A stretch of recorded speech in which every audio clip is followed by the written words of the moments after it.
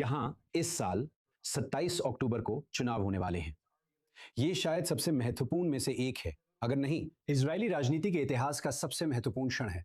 हम सभी ने 3 साल की जंग देखी है, जिसमें आंतरिक संकट, बंधकों की बुरी स्थिति और बदलाव की उम्मीदें या शायद उसकी कमी शामिल है। ये इस समय हर किसी के दिमाग में है और इसी सिलसिले में हमारे साथ स्टूडियो में सदीन के संवाददाता जुड़े हैं और मुझे लगता है कि हम डेमोक्रेट्स पार्टी से शुरू करते हैं। हाँ, यहाँ यायर गोलान के साथ, जो देखिए वे वामपंथ का प्रतिनिधित्व कर रहे हैं, कथित तौर पर यहूदी वामपंथ ऐसा लगता है। उनकी बयानबाजी से ये बात और भी ज्यादा सामने आ रही है। किसी तरह से ये घोषणा कर रहे हैं कि वे इस पर राय नहीं देंगे, या फिर वे ये तय कर रहे हैं कि वे उन मुद्दों पर कैसे चर्चा करेंगे जो पहले वामपंथ के लिए बहुत अहम हुआ करते थे। इस पार्टी के साथ अभी क्या हो रहा है? हाँ, देखिए, उन्हें निर्देश दिए गए हैं। मेरा मतलब है, इस पार्टी के उम्मीदवारों को निर्देश दिए गए हैं कि वे सुरक्षा से जुड़े मामलों पर बात न करें, खासकर वे जो यहूदिया और सामरिया या वेस्ट बैंक में हुए हैं। और इसी वजह से उन्हें पार्टी के नेतृत्व से अनुमति लेनी पड़ती है, क्योंकि हाल ही में कई विवाद हुए हैं।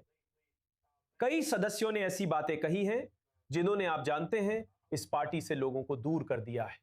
बहुत से लोग जो वर्तमान नेतन्याहू गठबंधन से निराश हैं, लेकिन वे वास्तव में ऐसी किसी पार्टी को चुनने को तैयार नहीं हैं जो वैसे सोचती है जैसे इस पार्टी के कई उम्मीदवार और सदस्य वास्तव में सोचते हैं। आइए सुनते हैं कि यायर गोलान ने आज रात इस समस्या से कैसे बचने की कोशिश की। वे कट्टरता के बारे में बात कर रहे थे और उन्होंने उन चीजों के बारे में बात करने की कोशिश की जिन पर पार्टी विश्वास करती है और जिन पर इजराइल में आम सहमति है। आइए सुनते हैं। नमस्ते सभी को। नमस्ते सभी को।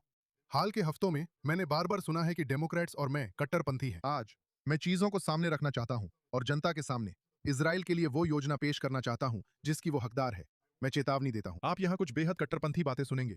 सबसे पहले, एक ऐसे व्यक्ति के रूप में जिसने अपना अधिकांश जीवन आईडीएफ में कमांडर और सैनिक के रूप में बिताने का चुनाव किया, मैं पूरी तरह से उस योजना के लिए वित्तीय सहायता बंद करने का समर्थन करता हूं जिसमें लोग भर्ती से बचते हैं, और मैं सभी के लिए भर्ती को सबके लिए समान बनाने का समर्थन करता हूं। वैसे इस कट्टरपंथी रुख का समर्थन लगभग 85% इजरायली नागरिक करते हैं।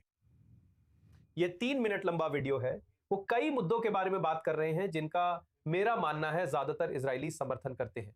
समानता का मुद्दा और भर्ती कानून, अन्य मुद्दे जिन्हें उदारवादी माना जा सकता है। आप जानते हैं, शायद अमेरिकी अर्थ में नहीं, लेकिन यूरोपीय अर्थ में ज्यादा। आप जानते हैं, अधिकांश इजरायली वास्तव में उदारवादी हैं। वो इसी के बारे में बात कर रहे हैं। असल में वो अपनी इस स्पीच से कुछ विवादित बातें निकाल रहे हैं, जैसे कि मोशे रेडमा द्वारा, उदाहरण के लिए, जिन्होंने उस इजरायली के लिए शोक संवेदना भेजी थी जिसकी हत्या हुई थी, और साथ ही उस फिलिस्तीनी के लिए भी जिसने उसकी हत्या की थी। और आप जानते हैं, ये अपने आप में उस समय एक विवादास्पद मुद्दा था, किसने किसे मारा, यहाँ किसकी गलती है।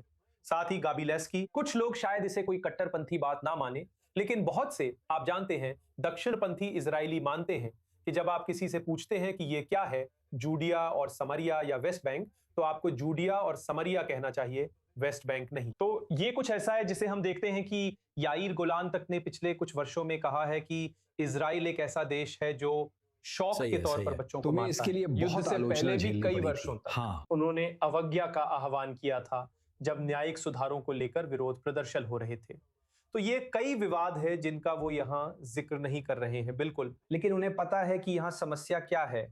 उन्हें उन कई इजरायलियों को अपने पक्ष में रखना है जो वास्तव में यायर गोलान जैसे किसी व्यक्ति को वोट देंगे, लेकिन कुछ बयान जिन्हें हम कह सकते हैं, वो आप जानते हैं, लोगों को दूर कर रहे हैं और उन्हें ठीक करने की जरूरत है। मेरा मतलब है, ये एक दिलचस्प झलक है, आप जानते हैं, वर्तमान इजरायली वामपंथ की स्थिति पर। तो आप जानते हैं, इसे विस्तार से बताना अच्छा है, और यायर गोलान इस समय इसके प्रमुख है। लेकिन एक और बहुत ही दिलचस्प कहानी है जिस पर मैं आपके विचार जानना चाहता हूं, हमारे दर्शकों के लिए जो शायद इसके बारे में जानते भी ना हो, कि युआव सिगालोविच, वो येश अतीत के साथ थे। पिछले कुछ सालों से येश अतीत के विधायक थे।